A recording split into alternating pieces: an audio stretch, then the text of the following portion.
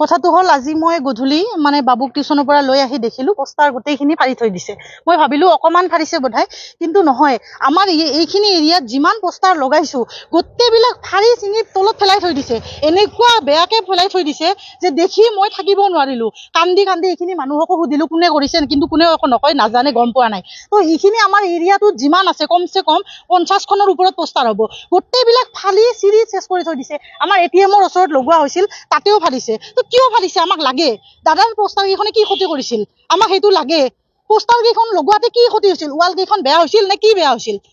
আমি ইমান লাগি আছো দাদাই নিয়াৰ কাৰণে, আৰু আজি আমি দাদাক ভাল পাওঁ বুলি চবেই কওঁ, কিন্তু আজি দাদাৰে পোষ্টাৰ আমি আজি দাদাৰ ফিল্মখন ৰিলিজ দিব 3 দিন আছে, মাত্ৰ 4 দিন আছে, তাতে আজি আমি এই ঘটনা কৰিলো। এসপ্তাহ কি আমি ৰাখিব নোৱাৰিলো নেকি জুবিনদাৰ পোষ্টাৰ খিনি? গোটেই অসমবাসী যেতিয়া কান্দি আছে, কিন্তু আমাৰ ইয়াতে এইটো বহুত ইমান ডাঙৰ ঘটনা হৈছে, যিটো লৈ সঁচাকৈ বহুত বেছি মৰ্মাহিত হৈছো, বহুত বেছি দুখ লাগিছে। সঁচাকে মনৰ পৰা দুখ লাগিছে।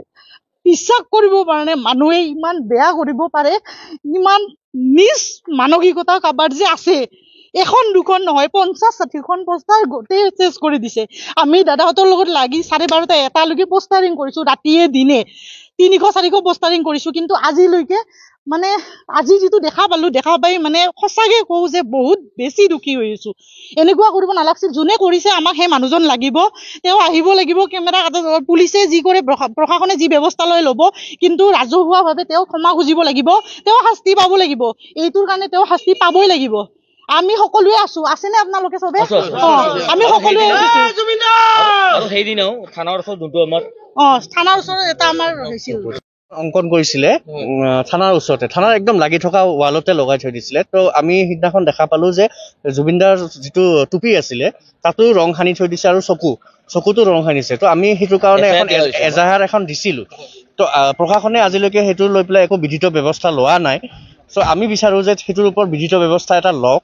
আৰু আজি যিখিনি মানে বেয়া কাম কৰিছে, সেই বেয়া কামখিনি বহুত বেয়া লাগিছে। কাৰণ আমি নিজে কষ্ট কৰিছো, আমি প্ৰমোচন কৰা নাই, আমি প্ৰমোচন কোনো সামাজিক মাধ্যমত কৰা নাই। আমি নিজে কষ্ট কৰি পেলাই সেইখিনি আমি প্ৰমোচন কৰিছিলো। প্ৰমোচন নহয় একচুৱেলি, এইটো ক'ব নালাগে, কাৰণ আমাৰ যিটো আৱেগ জড়িত আছে।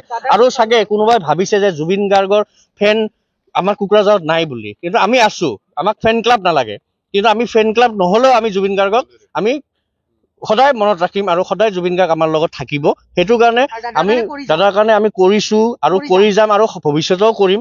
তো সেইটো কাৰণে আজি যিখিনি অপ্ৰীতিকৰ ঘটনা যিটো হৈছে, সেইটো কাৰণে বহুত বেয়া লাগিছে। আৰু সেইটো কাৰণে এটা উচিত ব্যৱস্থা এটা যদি প্ৰশাসনে লয়, তেতিয়াহ'লে আমি ভাল পাম। আৰু যদি নলয়, তেতিয়াহ'লে তাৰ ব্যৱস্থা আমি নিজে কৰিম।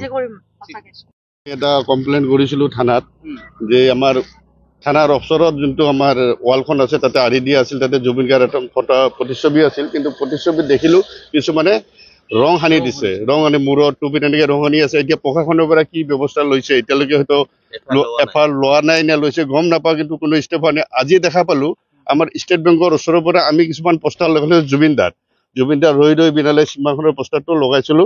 অহা 31 তাৰিখে ৰিলিজ হ'ব। কিন্তু সেই পোষ্টাৰ বিলাক প্ৰায় 50খনৰ পৰা ষ্টেট বেংকৰ পৰা চিধা এনেকে গোটেই যিমান পোষ্টাৰ আছে গোটেইবিলাক কোনোবাই চিৰি পেলালে। আৰু আমাৰ এটিএমৰ ওচৰতো আছে, নিশ্চয় তাতে কেমেৰা আছে, বস্তুবিলাক চব যদি ভালকে চালি জাৰি চাই সেইটো ভালকে পাই যাব। কিন্তু এইটো বস্তু আমাৰ হাতত নাই। এইটো প্ৰশাসনে যদি এইটো হাতত লয়, তেনেহ'লে নিশ্চয় এইটো আমি ব্যৱস্থা